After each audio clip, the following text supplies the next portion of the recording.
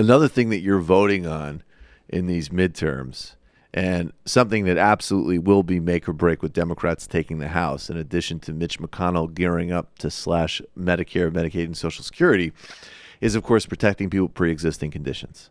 And I think it should go without saying that, of course, even if you know that ultimately we need single-payer universal government health care in this country, that you never risk people's lives on the road.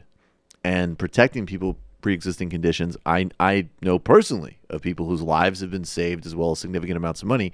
And Republicans are out aggressively lying about this. And the lead liar, Donald Trump, put out this tweet yesterday that, of course, like so many things he says, I mean, this just doesn't. This contains literally no truth. I know. It's very funny. I know how to reassure them. I know how to reassure them. This is definitely the fascist big lie category. Donald Trump tweets out yesterday, Republicans will totally protect people with pre-existing conditions. Democrats will not! Exclamation point. Vote Republican. Now, what I mean is we'll protect them from migrant hordes coming over the border. Exactly. There's all sorts of the first people that the people from the Middle East in Mexico want to attack are people with pre-existing conditions, and Democrats and Venezuela are funding it. So this is a complete lie on every level. I'll just take 3 levels. One level is, of course, the repeal that Graham Cassidy, as one example, that the Republicans tried to muscle through last year, would have, in addition to devastating Medicaid cuts, jeopardized people with pre-existing conditions or created higher premiums and worse insurance options. That's the sort of goes back to what they were trying to do last year when they were trying to devastate tens of millions of American people's lives.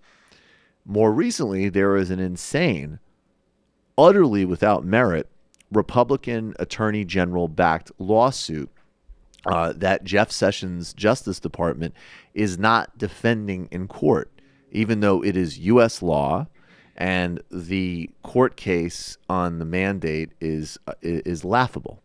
And you still have Republicans, including Republicans from states that are literally supporting this lawsuit, suggesting that they will protect pre-existing conditions. It's, of course, a complete lie.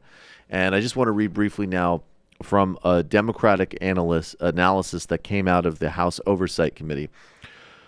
If a Trump, and this is reported on The Hill, if a Trump administration-backed lawsuit against Obamacare succeeds, more than 15 million people could either lose their health coverage or face premium increases as a result of their pre-existing conditions, gender, or age, according to a new report released by congressional Democrats on Wednesday. The report released by the Democratic staff on the House Oversight Committee serves as a counterpoint to claims by Republicans heading into the midterms that they will protect people with pre-existing conditions. The Trump administration is supporting a federal lawsuit brought by 20 GOP states' attorneys that seeks to overturn Obamacare's protections for people with pre-existing conditions.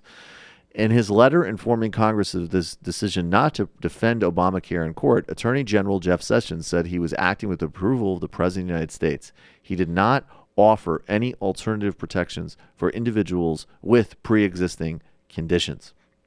So make no mistake, this court case, as well as their legislative agenda for the future, and we're just banking on, frankly, that this case is so flimsy, so nakedly ideological that the courts are going to have to ignore it, essentially. But make no mistake, they're going to come back not only for people with pre-existing conditions, but for what puny remains of the social safety net. And these are the 3 polls of Jeff Sessions as Attorney General. He's pissing Trump off because he's not being aggressive enough in shielding Donald Trump from criminal investigations.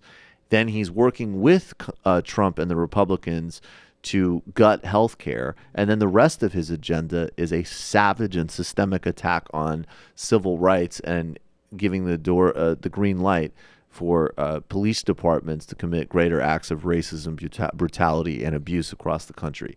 And those are all vital reasons why these elections matter immensely, and people need to get out and vote for Democrats across the board in the midterms. No bullshit, no nonsense.